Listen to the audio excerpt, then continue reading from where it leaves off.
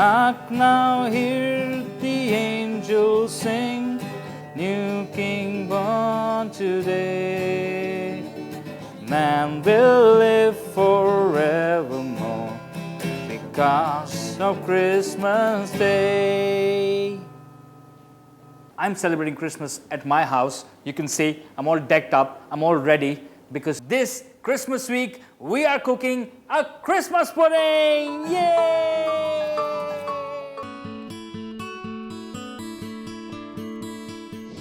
So what I have here is chopped apricots. I've got some cranberry, I've got some raisin, I've got some sultanas, I've got some prunes, and also I've got candy peels, which is generally orange peels.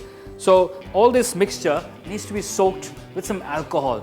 Now that mixture, ideally for this recipe, has to be soaked for at least a month. Well, if you haven't soaked it for a month, don't feel so bad. It's not that you can't cook this recipe, you still can. Just soak them for a day, do them a little justice, and they will actually soak up the alcohol. You'll see, the more they mature, the more flavor comes. So at least a day. So I've got about 100 grams of butter, about 50 grams of sugar, which is brown and white mixed. And now I need to just whip some eggs in it.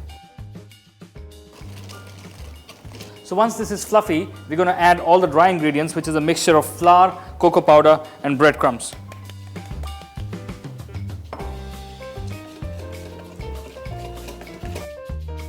At this stage, I'm going to add the soaked fruits. Wow, the cheer of Christmas in the pudding. And now, the most amazing part, a dry spice mix which is made up of star anise, cinnamon, a little bit of cloves. That's the Christmas spice mix. There you go. Well, the black color comes from malt. Malt is originally used in a Christmas pudding recipe. If you don't find malt, which I generally don't find in the markets as well, what I do is I make a blackjack. A blackjack is a little blacker caramel. Just don't let the sugar burn. But just before it's kind of getting there, smokiness, the caramel has become dark, remove it, keep stirring it, it becomes darkest brown, and that's what we're going to add. About 2 spoons of blackjack. Now this is what the Christmas pudding color should be. This now has to cook for 2.5 hours in a steaming mode. Now you have to steam it. You can steam it in a pressure cooker, or actually if you have an oven, let it just gently steam in the oven. So what we need to do is line these molds with a little bit butter so that once the Christmas pudding goes in, it comes out easily.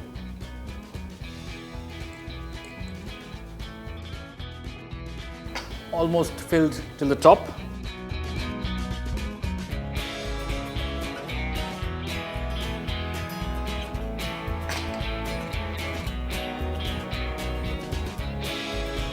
And before I put them for steaming, just one last thing. I need to cover all of them really tightly, really well with some silver foil so that the water doesn't come inside.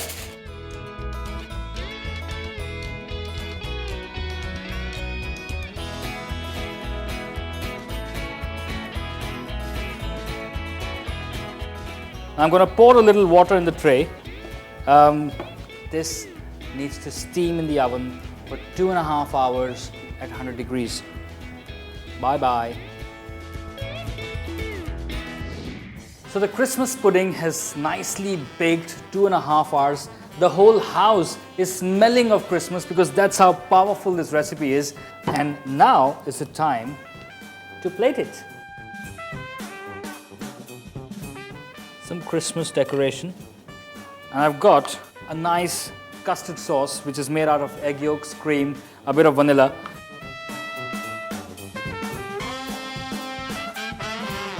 Christmas is here, and Christmas pudding just for you.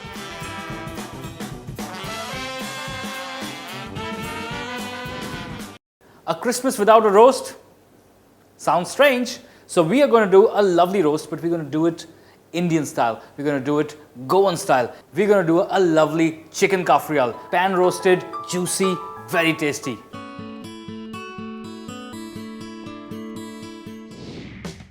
I've got the winglets off and I need to get the gizzard off. you have to get all the entrails of the chicken. Now what we're going to do is cut the chicken right in half.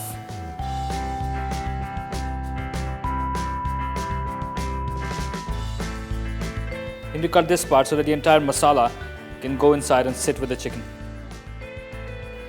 What I'm going to do is just first marinate the chicken with a bit of salt. Go with some lemon juice right on.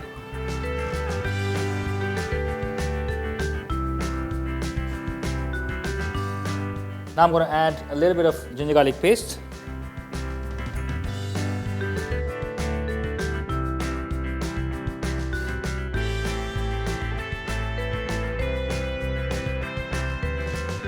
So I'm going to keep them in the fridge for about half an hour to 45 minutes.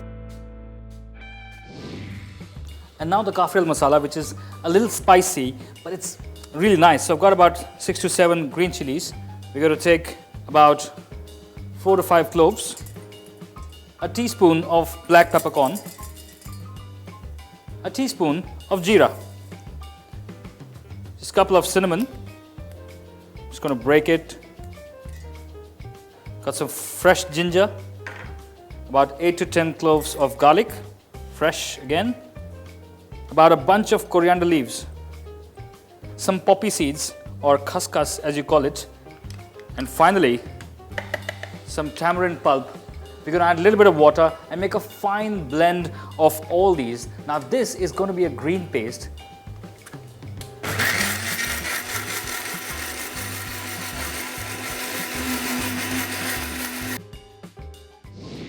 It's about half an hour. The chicken's got marinated with some salt, lemon juice and ginger garlic paste. I've got my kaffir paste ready. Now I'm just going to marinate the chicken once again and keep it for about an hour.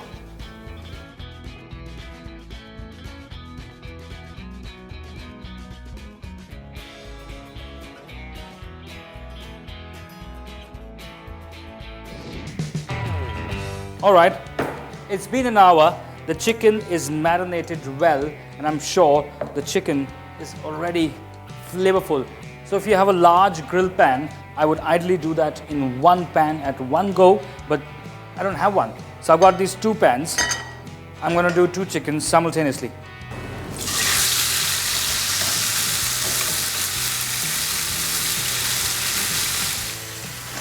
So what we've done here is we've put the skin side down first, and as you can see, the chicken is already getting a nice golden brown color. About 8 to 10 minutes on each side is good cooking. I've got some boiled potatoes. I'm going to cut them in wedges, plonk these boiled potatoes right onto the pan.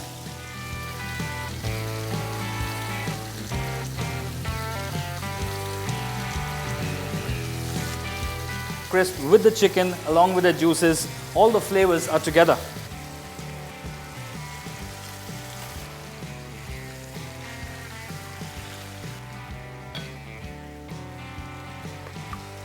I don't want to waste this marinade, so I'm going to keep basting it with more marinade so that, the flavors don't get wasted. I need this to kind of become a slight gravy along. And on my last pan, I'm going to do all the other veggies. Alright, the pan is hot. I'm going to add some zucchini, roughly cut, some peppers, some diced onions, and some capsicum. Just going to lightly season them. And the quarters of tomatoes into the pan and just get these vegetables nicely sauteed, just about crisp, a little bit cooked, not completely cooked, because these are going to become the base of the chicken kaffir. Beautiful.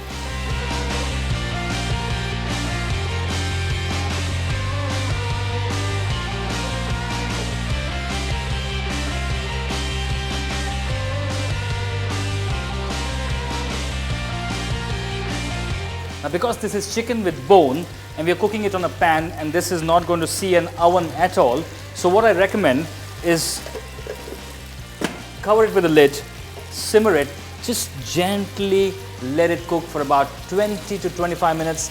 Make sure that you keep twisting it and turning it because you don't want one side of the chicken to get burnt because it's got some very beautiful flavors happening inside. Just going to line these veggies up, just like an army.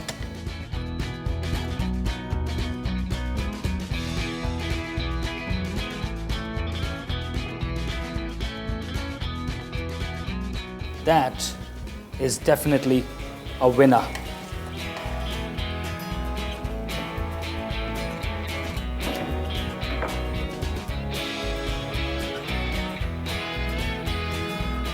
We got these lovely roast potatoes with the kafri al masala, and these needs to be the last thing on the plate. Have loads of fun this Christmas. Merry Christmas, everybody, because I am going to enjoy some chicken kafri al. Merry Christmas.